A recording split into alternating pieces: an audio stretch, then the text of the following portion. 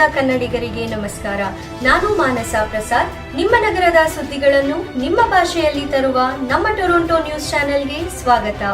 ಇದು ಉತ್ತರ ಅಮೆರಿಕಾದ ಸುದ್ದಿಗಳನ್ನು, ಸಮಾಜದ ಪ್ರಮುಖ ಘಟನೆಗಳನ್ನು ಮತ್ತು ಕನ್ನಡ ಸಮುದಾಯದ ವಿಶೇಷ ಕಾರ್ಯಕ್ರಮಗಳನ್ನು ನಿಮಗೆ ತಲುಪಿಸುವ ಹೊಸ ಮಾಧ್ಯಮ. ಮುಖ್ಯಾಂಶಗಳು. ಕೆನಡಾದ ಕೇಂದ್ರ ಸರ್ಕಾರವು ತನ್ನ ನೌಕರರ ಕನಿಷ್ಠ ವೇತನ ದರವನ್ನು ಗಂಟೆಗೆ ಕೆನೆಡಿಯನ್ $17.3 ರಿಂದ ಕೆನೆಡಿಯನ್ $17.75 ಏರಿಸಿದೆ.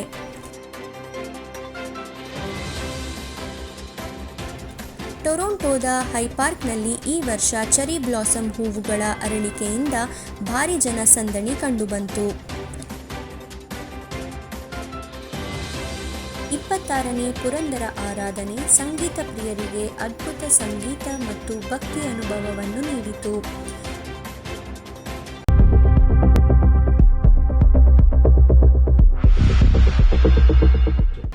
ಶ್ರೀರಾಮನವಮಿ ಪ್ರಯುಕ್ತ ಎಸ್ವಿಬಿಎಫ್ ಕೆನಡಾ, ಸಂಗೀತ್ ಭಾರತಿ, ಬಿಕೆಎಂ ಇನ್ನಿತರ ಸಂಸ್ಥೆಗಳು ಜಂಟಿಯಾಗಿ ಆಯೋಜಿಸಿದ್ದ ಸಾಂಗ್ಸ್ ಆಫ್ ಧಾರವಾಡ ಸಂಗೀತ ಕಚೇರಿಯು ಏಪ್ರಿಲ್ 5ರಂದು ಎಸ್ವಿಬಿಎಫ್ ಸಭಾಂಗಣದಲ್ಲಿ ಯಶಸ್ವಿಯಾಗಿ ನಡೆಯಿತು. ಸಂಗೀತ ಕಾಶಿ ಎಂದೇ ಪ್ರಖ್ಯಾತಿ ಪಡೆದಿರುವ ಧಾರವಾಡ ಜಿಲ್ಲೆಗೆ ಸಮರ್ಪಿತವಾದ ಈ ಕಾರ್ಯಕ್ರಮದಲ್ಲಿ ಭಾರತದ ಹೆಸರಾಂತ ಕಲಾವಿದರಾದ ಪಂಡಿತ್ ಕೈವಲ್ಯ ಕುಮಾರ್ ಗುರವ್ ವೋಕಲ್ನಲ್ಲಿ, ತಬಲಾದಲ್ಲಿ ಪಂಡಿತ್ ಶುಭೇನ್ ಚಟರ್ಜಿ ಮತ್ತು ಹಾರ್ಮೋನಿಯಂನಲ್ಲಿ ಶ್ರೀ ಸುಶಾಂತ್ ಅನಂತರಾಮನ್ ರವರು ಶಾಸ್ತ್ರೀಯ ಹಾಗೂ ಅರೆ ಶಾಸ್ತ್ರೀಯ ಸಂಗೀತವನ್ನು ಕನ್ನಡ, ಮರಾಠಿ ಭಾಷೆಗಳಲ್ಲಿ ಪ್ರದರ್ಶಿಸಿದರು. ಕೆನಡಾದ ಕೇಂದ್ರ ಸರ್ಕಾರವು ತನ್ನ ನೌಕರರ ಕನಿಷ್ಠ ವೇತನ ದರವನ್ನು ಗಂಟೆಗೆ ಕೆನೆಡಿಯನ್ $17.3 ರಿಂದ ಕೆನೆಡಿಯನ್ $17.75 ಏರಿಸಿದೆ. ಈ ಬದಲಾವಣೆಯು ಏಪ್ರಿಲ್ 1ರಿಂದ ಜಾರಿಯಾಗಿದ್ದು, ಫೆಡರಲ್ನ ಬ್ಯಾಂಕಿಂಗ್, ಪೋಸ್ಟಲ್ ಹಾಗೂ ಅಂತಾರಾಜ್ಯ ಸಾರಿಗೆ ಇಲಾಖೆಗಳಲ್ಲಿ ಸೇವೆ ಸಲ್ಲಿಸುತ್ತಿರುವ ಸಾವಿರಾರು ನೌಕರರಿಗೆ ಸಹಾಯವಾಗಿದೆ. ಇದರ ಜೊತೆಗೆ ನೋವಾ ಸ್ಕಾಷಿಯಾ, ನ್ಯೂಫೌಂಡ್ಲ್ಯಾಂಡ್ ಮತ್ತು ಲ್ಯಾಬ್ರಡಾರ್, ನ್ಯೂ ಬ್ರನ್ಸ್ವಿಕ್ ಹಾಗೂ ಯುಕಾನ್ ಪ್ರಾಂತ್ಯಗಳು ಕೂಡ ತನ್ನ ನೌಕರರಿಗೆ ವೇತನ ಹೆಚ್ಚಳ ಮಾಡಿದೆ. ಇದರಿಂದ ಹಣದುಬ್ಬರ ಎದುರಿಸಲು ಮತ್ತು ಜನಜೀವನ ನಡೆಸಲು ಸಹಾಯವಾಗಿದೆ. ಕೆನಡಾ ರೆವಿನ್ಯೂ ಏಜೆನ್ಸಿ ಸಂಸ್ಥೆಯು ಏಪ್ರಿಲ್ನಲ್ಲಿ ಸಾರ್ವಜನಿಕ ಜೀವನ ಸುಧಾರಿಸಲು 5 ಬೆನಿಫಿಟ್ ಪೇಮೆಂಟ್ಗಳನ್ನು ಜಾರಿಗೆ ತಂದಿದೆ. ಕೆನಡಾ ಚೈಲ್ಡ್ ಬೆನಿಫಿಟ್ ಯೋಜನೆಯ ಅಡಿಯಲ್ಲಿ 6 ವರ್ಷದ ಕೆಳಗಿನ ಮಕ್ಕಳಿದ್ದರೆ ವಾರ್ಷಿಕ ಕೆನೆಡಿಯನ್ $7,786.92 ರವರೆಗೆ ಏಪ್ರಿಲ್ 17ರಂದು ಹಣ ಪಾವತಿಸಿದೆ.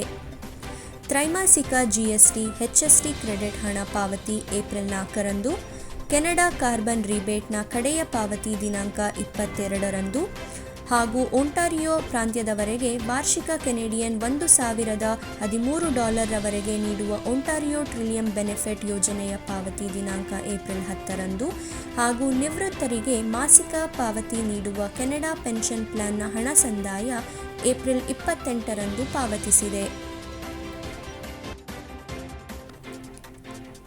ಕೆನಡಾ ಸರ್ಕಾರವು ಅಮೆರಿಕ ದೇಶದ ವಾಷಿಂಗ್ಟನ್ ಡಿಸಿ ಸೇರಿದಂತೆ 12 ರಾಜ್ಯಗಳಲ್ಲಿ ತೆರಿಗೆ ವಿರೋಧಿ ಜಾಹೀರಾತು ಫಲಕಗಳನ್ನು ಪ್ರಕಟಿಸಿದೆ.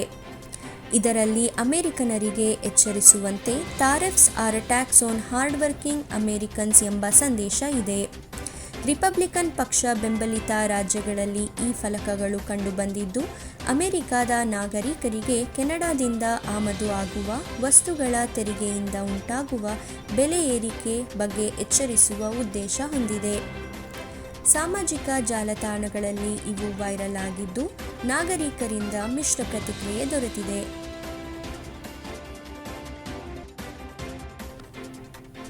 ಟೊರೊಂಟೊ ನಗರದ ಅತ್ಯಂತ ದೊಡ್ಡ ಹಾಗೂ ಹೊಚ್ಚ-ಹೊಸ ಸಭಾಂಗಣವಾದ ರಾಜರ್ಸ್ ಸ್ಟೇಡಿಯಂ ಇದೇ ಜೂನ್ ತಿಂಗಳಿನಲ್ಲಿ ಲೋಕಾರ್ಪಣೆಯಾಗಲಿದೆ. 50,000 ಜನ ಸಾಮರ್ಥ್ಯವುಳ್ಳ ಈ ಸಭಾಂಗಣದಲ್ಲಿ ಪ್ರಖ್ಯಾತ ರಾಕ್ ಬ್ಯಾಂಡ್ ತಂಡಗಳಾದ ಕೋಲ್ಡ್ಪ್ಲೇ, ಓಎಸ್ಎಸ್ ಇನ್ನಿತರರು ಜನರನ್ನು ರಂಜಿಸಲಿದ್ದಾರೆ.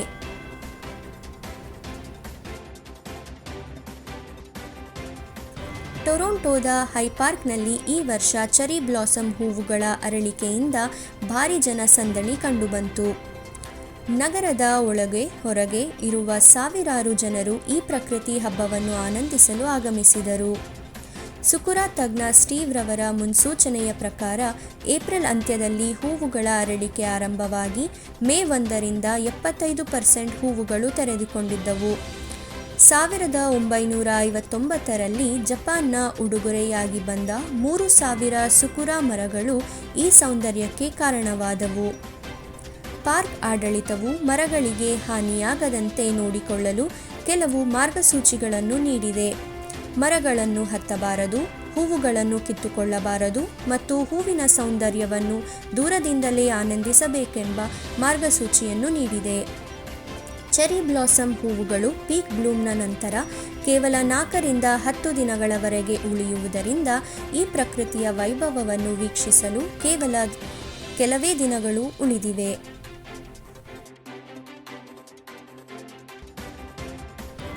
ಕೆಎಸ್ಟಿ ಯುಗಾದಿ ಹಬ್ಬವನ್ನು ಭಕ್ತಿಭಾವದಿಂದ ಹಾಗೂ ಸಂಭ್ರಮದಿಂದ ಆಚರಿಸಲಾಯಿತು.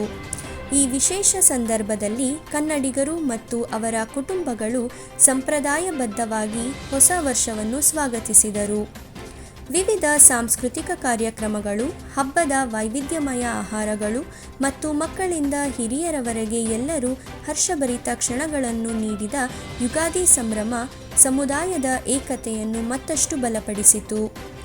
ಈ ಹಬ್ಬದಲ್ಲಿ ನೃತ್ಯ, ಸಂಗೀತ, ಹಾಸ್ಯ ಮತ್ತು ಪಾರಂಪರಿಕ ಆಟಗಳು ನಡೆದವು. ಎಲ್ಲರಿಗೂ ನೆನಪಿನಲ್ಲಿ ಉಳಿಯುವಂತಹ ಈ ಯುಗಾದಿ ಉತ್ಸವ ಕನ್ನಡ ಸಂಸ್ಕೃತಿಯ ವೈಭವವನ್ನು ವಿಸ್ತಾರವಾಗಿ ಪರಿಚಯಿಸಿತು. ಮೇ 3, 2025ರಂದು ಟೊರೊಂಟೊದ SVBF ಆಡಿಟೋರಿಯಂನಲ್ಲಿ ನಡೆದ 26ನೇ ಪುರಂದರ ಆರಾಧನೆ ಸಂಗೀತ ಪ್ರಿಯರಿಗೆ ಅದ್ಭುತ ಸಂಗೀತ ಮತ್ತು ಭಕ್ತಿ ಅನುಭವವನ್ನು ನೀಡಿತು. Purandara arts and cultural association ಆಯೋಜಿಸಿದ ಈ ಮಹೋತ್ಸವವು ಹರಿದಾಸ ಭಕ್ತಿ ಎಂಬ ಥೀಮ್ನೊಂದಿಗೆ ಬೆಳಗ್ಗೆ 9ರಿಂದ ರಾತ್ರಿ 9ರವರೆಗೆ ವಿಜೃಂಭಣೆಯಿಂದ ನಡೆಯಿತು. ಕಾರ್ಯಕ್ರಮದಲ್ಲಿ ಪುರಂದರದಾಸರ ಕೃತಿಗಳ ಗುಂಪು ಗಾಯನ, ಪಿಳ್ಳಾರಿ ಗೀತೆ ಮತ್ತು ನವರತ್ನ ಕೃತಿಗಳ ಭರತನಾಟ್ಯ, ಮಕ್ಕಳ ಮತ್ತು ವಯಸ್ಕರ ದಾಸವಾಣಿ ಗಾಯನ ಸ್ಪರ್ಧೆ, ಜೊತೆಗೆ GTA ಪ್ರದೇಶದ ಹಲವಾರು ಪ್ರಸಿದ್ಧ ಗಾಯಕರು ಮತ್ತು ಶಿಕ್ಷಕರು ಪುರಂದರ ಕೃತಿಗಳ ಸಂಗೀತ ಸೇವೆ ಸಲ್ಲಿಸಿದರು. ವಾದ್ಯ ಸಂಗೀತ ಪ್ರದರ್ಶನವು ವಿಶೇಷ ಆಕರ್ಷಣೆಯಾಗಿತ್ತು. ದಾಸವಾಣಿ ಗಾಯನ ಸ್ಪರ್ಧೆಯಲ್ಲಿ 7ರಿಂದ 11 ವರ್ಷದ ಮಕ್ಕಳು, 12ರಿಂದ 17 ವರ್ಷದ ಯುವಕರು ಮತ್ತು 18 ವರ್ಷ ಮೇಲ್ಪಟ್ಟ ವಯಸ್ಕರು ಉತ್ಸಾಹದಿಂದ ಭಾಗವಹಿಸಿದರು. ಪುರಂದರದಾಸರ ಸಂಗೀತ ಪರಂಪರೆಯನ್ನು ಮುಂದಿನ ಪೀಳಿಗೆಗೆ ಪಸರಿಸುವ ಉದ್ದೇಶದಿಂದ ಈ ಕಾರ್ಯಕ್ರಮವನ್ನು ಹಮ್ಮಿಕೊಳ್ಳಲಾಗಿತ್ತು. ಲೇಕ್ ಶೋರ್ ಡೆಂಟಿಸ್ಟ್ರಿ ಮತ್ತು ಐಸ್ಟೈಲ್ ಆಪ್ಟಿಕಲ್ಸ್ ಈ ಕಾರ್ಯಕ್ರಮದ ಪ್ರಮುಖ ಪ್ರಾಯೋಜಕರಾಗಿದ್ದರು. ಈ ಸಂಗೀತ ಉತ್ಸವವು ಸಾಂಸ್ಕೃತಿಕ ಹಾಗೂ ಆಧ್ಯಾತ್ಮಿಕ ಜಾಗೃತಿಗೆ ಪೂರಕವಾದ ಸುಂದರ ವೇದಿಕೆಯಾಗಿ ಮೂಡಿಬಂದಿತು. ಮಾರ್ಚ್ 28, 2025ರಂದು ಕನ್ನಡತಿ ನ್ಯಾನ್ಸಿ ಮೆಂಡಿಸ್ ರವರು ಅಂಟಾರ್ಟಿಕಾದ ಹಿಮಪಾತದ ಮಧ್ಯೆ ನಡೆದ ಮ್ಯಾರಥಾನ್ನಲ್ಲಿ 136 ಓಟಗಾರರೊಂದಿಗೆ ಭಾಗವಹಿಸಿ ಅಸಾಧಾರಣ ಸಾಧನೆ ಮಾಡಿದ್ದಾರೆ. ತೀವ್ರ ಚಳಿ, ಬಿರುಕುಗೊಂಡ ಭೂಪ್ರದೇಶ ಮತ್ತು ಕಠಿಣ ಏರಿಳಿತಗಳನ್ನು ದಾಟಿ ನ್ಯಾನ್ಸಿ ರವರು ಮಹಿಳಾ ವಿಭಾಗದ ತಮ್ಮ ವಯೋಗುಂಪಿನಲ್ಲಿ ಪ್ರಥಮ ಸ್ಥಾನವನ್ನು ಪಡೆದಿದ್ದಾರೆ. ಈ ಸಾಧನೆ ಕೇವಲ ನ್ಯಾನ್ಸಿ ರವರಿಗೆ ಮಾತ್ರವಲ್ಲ, ಇಡೀ ಕನ್ನಡಿಗರಿಗೆ ಮತ್ತು ವಿಶ್ವ ಮಹಿಳಾ ಓಟಗಾರರಿಗೆ ಹೆಮ್ಮೆಯ ಕ್ಷಣವಾಗಿದೆ. ಕೆನಡಾದಲ್ಲಿ ಖ್ಯಾತ ರಿಲೇಟರ್ ಆಗಿರುವ ನ್ಯಾನ್ಸಿ ಮೆಂಡಿಸ್ ತಮ್ಮ ವೃತ್ತಿಯಲ್ಲಿ ಸಮರ್ಪಣೆ, ವಿಶ್ವಾಸ ಮತ್ತು ಸೇವಾ ಭಾವದಿಂದ ಹಲವು ಕುಟುಂಬಗಳಿಗೆ ಮನೆಯ ಕನಸನ್ನು ನನಸಾಗಿಸಿದ್ದಾರೆ. ವೃತ್ತಿ ಜೀವನದ ಯಶಸ್ಸಿನ ಜೊತೆಗೆ ಆರೋಗ್ಯ ಮತ್ತು ಸ್ಫೂರ್ತಿಗೆ ಆದ್ಯತೆ ನೀಡಿ ಅಂತಾರಾಷ್ಟ್ರೀಯ ಮ್ಯಾರಥಾನ್ನಲ್ಲಿ ಭಾಗವಹಿಸಿ ಶಿಖರವನ್ನೇರಿದ್ದಾರೆ. ಅಂಟಾರ್ಟಿಕಾದ ಹಿಮಪಾತದ ನಡುವೆ ಪ್ರತಿ ಹೆಜ್ಜೆಯೂ ಸವಾಲಾಗಿದ್ದರೂ ಅಂತಿಮ ಗುರಿಯನ್ನು ತಲುಪಿದ ಕ್ಷಣ ನ್ಯಾನ್ಸಿ ರವರ ಜೀವನದಲ್ಲಿ ಅವಿಸ್ಮರಣೀಯವಾಗಿದೆ. ಇದು ಅವರ ದೃಢ ಸಂಕಲ್ಪ, ಅವಿರತ ಪರಿಶ್ರಮ ಮತ್ತು ಸ್ಫೂರ್ತಿಯ ಸಂಕೇತವಾಗಿದೆ. ಮೇ 2, 2025ರಂದು ಕೆನಾಪೋಲಿಸ್ ಮಿಡಲ್ ಸ್ಕೂಲ್ನಲ್ಲಿ ನಡೆದ ರಾಜೇಶ್ ಕೃಷ್ಣನ್ ರವರ ಲೈವ್ ಬಹುಭಾಷಾ ಸಂಗೀತ ಕಚೇರಿ ಸಾಂಸ್ಕೃತಿಕ ಸಂಭ್ರಮವಾಗಿ ಮೂಡಿಬಂತು. ಕನ್ನಡ, ತಮಿಳು, ತೆಲುಗು ಮತ್ತು ಹಿಂದಿ ಭಾಷೆಗಳಲ್ಲಿ ಆತ್ಮಸ್ಪರ್ಶಿಯಾದ ಹಾಡುಗಳನ್ನು ಹಾಡಿದ ರಾಜೇಶ್ ಕೃಷ್ಣನ್ ರವರು ತಮ್ಮ ಅದ್ಭುತ ಗಾಯನದಿಂದ ಪ್ರೇಕ್ಷಕರ ಮನಸ್ಸನ್ನು ಸೆಳೆಯುವಲ್ಲಿ ಯಶಸ್ವಿಯಾದರು. ಈ ಕಾರ್ಯಕ್ರಮವನ್ನು ಟ್ರಿಯಾಡ್ ಹಿಂದೂ ಟೆಂಪಲ್ ಅಭಿವೃದ್ಧಿಗೆ ಧನ ಸಹಾಯ ಮಾಡುವ ಉದ್ದೇಶದಿಂದ ಆಯೋಜಿಸಲಾಗಿದ್ದು, ಸಂಪೂರ್ಣ ಆದಾಯವನ್ನು ದೇವಸ್ಥಾನದ ಅಗತ್ಯಗಳಿಗೆ ಬಳಸಲಾಯಿತು. ಭಾಷೆಗಳ ಗಡಿಯನ್ನು ಮೀರಿ ಈ ಸಂಗೀತ ಕಾರ್ಯಕ್ರಮ ಪ್ರೇಕ್ಷಕರಿಗೆ ಗಾಢ ಅನುಭವ ನೀಡುವ ಸಂಗೀತ ಯಾತ್ರೆಯಾಗಿ ಮೆರೆದಿತು. ಉಸಿರು ಇಂಟರ್ನ್ಯಾಷನಲ್ ಮತ್ತು ಟ್ರಿಯಾಡ್ ಹಿಂದೂ ಟೆಂಪಲ್ನ ಸಂಯೋಗದಲ್ಲಿ ಈ ಕಾರ್ಯಕ್ರಮವು ಯಶಸ್ವಿಯಾಗಿ ನೆರವೇರಿತು. ಗ್ರ್ಯಾಂಡ್ ರಿವರ್ ಕನ್ನಡಿಗರು ಜಿಆರ್ಕೆ ಕನ್ನಡ ಶಾಲೆ ಆಯೋಜಿಸುತ್ತಿರುವ ಜಿಆರ್ಕೆ ಕನ್ನಡ ಶಾಲೆ ವಾರ್ಷಿಕೋತ್ಸವವು ಜೂನ್ 7ರಂದು ಮಧ್ಯಾಹ್ನ 3ರಿಂದ ಸಂಜೆ 6ರವರೆಗೆ ನಡೆಯಲಿದೆ. ಕಾರ್ಯಕ್ರಮದಲ್ಲಿ ವಿದ್ಯಾರ್ಥಿಗಳಿಗೆ ಮತ್ತು ಶಿಕ್ಷಕರಿಗೆ ಪ್ರಮಾಣ ಪತ್ರ ವಿತರಣೆ, ಸಿಬ್ಬಂದಿ ಸನ್ಮಾನ, ಸಾಂಸ್ಕೃತಿಕ ಚಟುವಟಿಕೆಗಳು, ಆಟಗಳು ಮತ್ತು ರಸಪ್ರಶ್ನೆ ನಡೆಯಲಿವೆ. ಏಪ್ರಿಲ್ 28ರ ಚುನಾವಣೆಯಲ್ಲಿ ತಮ್ಮ ಪಕ್ಷವು ಅಲ್ಪಸಂಖ್ಯಾತ ಜನಾದೇಶವನ್ನು ಗೆದ್ದ ನಂತರ ಶುಕ್ರವಾರ ಮೇ 2, 2025ರಂದು ನಡೆದ ತಮ್ಮ ಮೊದಲ ಚುನಾವಣಾ ನಂತರದ ಪತ್ರಿಕಾಗೋಷ್ಠಿಯಲ್ಲಿ ಪ್ರಧಾನಮಂತ್ರಿ ಮಾರ್ಕ್ ಕಾರ್ನಿ ತಮ್ಮ 5 ಆದ್ಯತೆಗಳನ್ನು ಮಂಡಿಸಿದರು. ಕೆನಡಾದ ಸ್ಥಿತಿಸ್ಥಾಪಕತ್ವವನ್ನು ನಿರ್ಮಾಣಿಸುವುದು, ಹೊಸ ಸಚಿವ ಸಂಪುಟ, ಹೊಸ ಸಂಸತ್ತು, ಜೀವನ ವೆಚ್ಚ ಕ್ರಮಗಳು, ರಾಷ್ಟ್ರೀಯ ಭದ್ರತೆಗಾಗಿ ಖರ್ಚು ಮತ್ತು ತಾತ್ಕಾಲಿಕ ವಲಸೆ ಮಿತಿ ಅವರ 5 ಪ್ರಮುಖ ಆದ್ಯತೆಗಳಾಗಿವೆ. Purandara arts and cultural association Toronto May 25, 2025ರಂದು ಮಧ್ಯಾಹ್ನ 3:30ಕ್ಕೆ ಸೆಂಟ್ರಲ್ ಪಾರ್ಕ್ವೇ ಚಿತ್ರಮಂದಿರದಲ್ಲಿ ಕರ್ನಾಟಿಕ್ ಸಂಗೀತದ ಪಿತಾಮಹ ಶ್ರೀ ಪುರಂದರದಾಸರ ಮಹಾಕಾವ್ಯದ ಕತೆ ಮತ್ತು ಸಂಗೀತದ ಪ್ರಪಂಚದತ್ತ ಎಲ್ಲರನ್ನೂ ಕರೆದೊಯ್ಯುವ ಹರಿದಾಸರ ದಿನಚರಿ ಎಂಬ ಚಲನಚಿತ್ರವನ್ನು ಪ್ರಸ್ತುತಪಡಿಸುತ್ತಿದೆ. ನಾನು ಮಾನಸ ಪ್ರಸಾದ್. ಉತ್ತರ ಅಮೆರಿಕಾದ ತಾಜಾ ಸುದ್ದಿಗಳಿಗಾಗಿ ನಮ್ಮ ಟೊರೊಂಟೊ ನ್ಯೂಸ್ ಚಾನೆಲ್ ಅನ್ನು ಫಾಲೋ ಮಾಡಿ. ಧನ್ಯವಾದಗಳು.